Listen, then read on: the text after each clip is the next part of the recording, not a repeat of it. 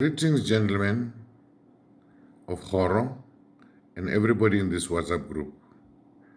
Since the lockdown period started, we are able or we have been able to meet regularly as we used to meet. And I'm sitting here asking myself, what's the biggest problem of this meeting? And my answer was, the biggest problem is not COVID-19. The biggest problem is with them, is their body. They have been locked out with their family at home, and they all have a condition called benign prostatic hyperplasia. Benign hyperplasia of the prostate is benign enlargement of the prostate gland. It is not cancer of the prostate. You must hear me very well. Let's first, for you to understand benign prostatic hyperplasia, we need to understand the anatomy of the prostate. The prostate gland is a pear-shaped gland. It's only found in males. It's not there in females. It weighs about 16 to 20 grams in size. It's situated at the base of the urinary bladder. At the base of the urinary bladder, where comes the urethra comes. Urethra is the pipe that takes urine out of the bladder, down into the penis, outside into the toilet. At that base, it passes through the prostate gland. The prostate gland is a gland which is here. In that gland, the function of this gland is to produce semen. What is semen? Semen is the fluid in which sperms are swimming. Is this whitish, creamy, yellowish fluid that you produce when you are on climax. That's not sperm. That's semen. Inside the semen, there are millions of spermatozoa, which are sperms. Sperm are produced by the testes. They come through the vas deferens and come and mix with the semen here and be transported to the urethra and come out through the urethra, the same pipe that takes out the urine. The prostate gland produces semen, and semen is stored inside the seminal vesicles. These are the seminal vesicles. As the sperms come here, they are mixed with the semen and come out here.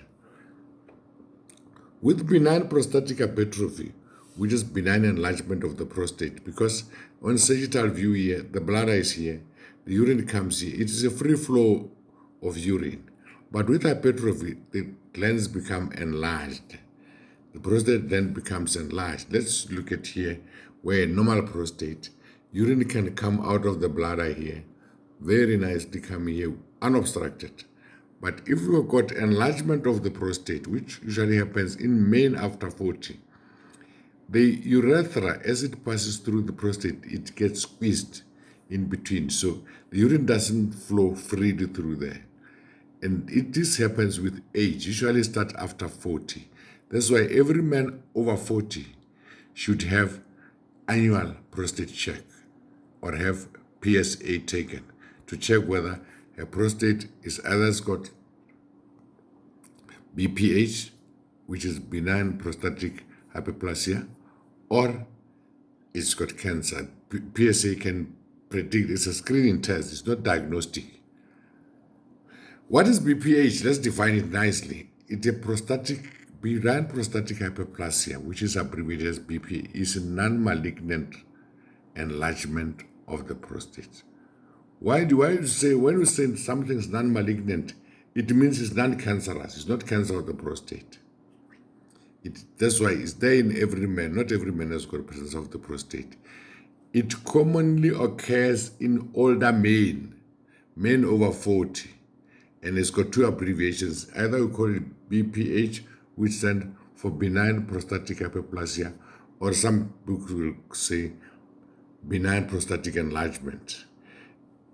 If you look at here, schematic presentation, very clearly, the prostate here will squeeze the urethra coming here. It becomes very thin urethra as it passes here. So because of the pressure of the enlarged prostate, you have got the signs of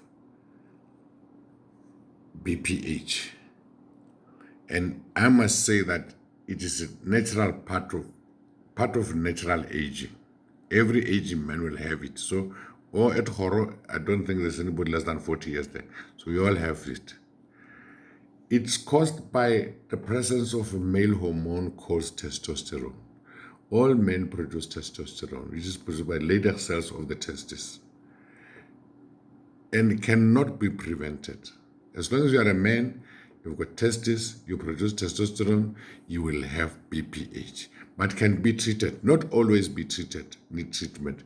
It only needs treatment if it's got signs and symptoms, or if it bothers the quality of life of a man, or like it gives you urinary tract infection, or it gives you urinary reflux, so you've got a renal insufficiency, or it's bothersome. One of the signs are these symptoms, obstructive symptoms. There are obstructive symptoms and storage of urine symptom. Obstructive means it obstructs the urine outflow. You have got hesitancy. Hesitancy means when you go to the toilet to pass urine, you go there, you take out your thing, but you spend half a minute or a minute before anything can come out. While you are young, you just take it out, everything come out. Or you've got intermittency. Intermittency means as you pass urine flow there's a stage where you stop urinating. But if you push again, another urine flow will come. You'll find that you have urinated 2-3 times during the same one standing in the toilet. 3, you've got urine stream. Your urine stream is very weak. If you remember well, when you were still young, you could throw your urine stream about 3-4 meters away from you. But I bet you, none of you can urinate at least a meter away from where he's standing. The best you can do, you can wet your shoes. It's because your prostate is constricting the urine flow through the urethra. Another one, you can have this feeling that when you go to urinate, when you finish, you've got this feeling that you still have urine inside. It seems you've got a feeling that you haven't urinated all the urine. This is a sign of the fact that you've got benign prostatic hypertrophy. Another sign which is very disturbing is terminal dribbling, post-voiding dribbling. After you finish urinating, you shake your dick, you wipe it, and you put it in the underwear, and there's a urine dribbling there again. You find that you sort of wet your underwear after that. That's a sign of benign prostatic hypertrophy. And then the storage problems are these ones, that you find that you urinate more frequently during the day.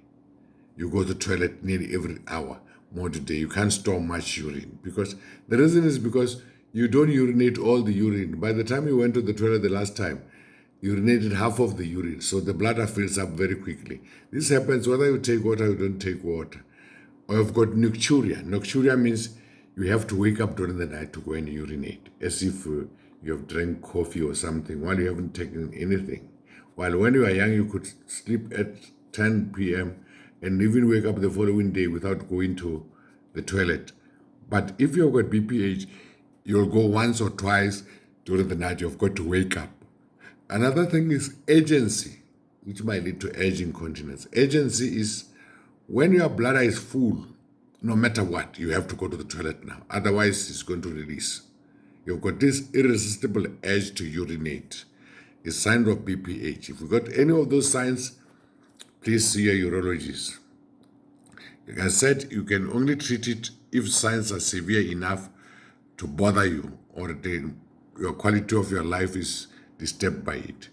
The treatment you'll discuss with your urologist, which is called transurethral resection of the prostate, TURP. This is a picture schematic presentation of a urethroskope going in.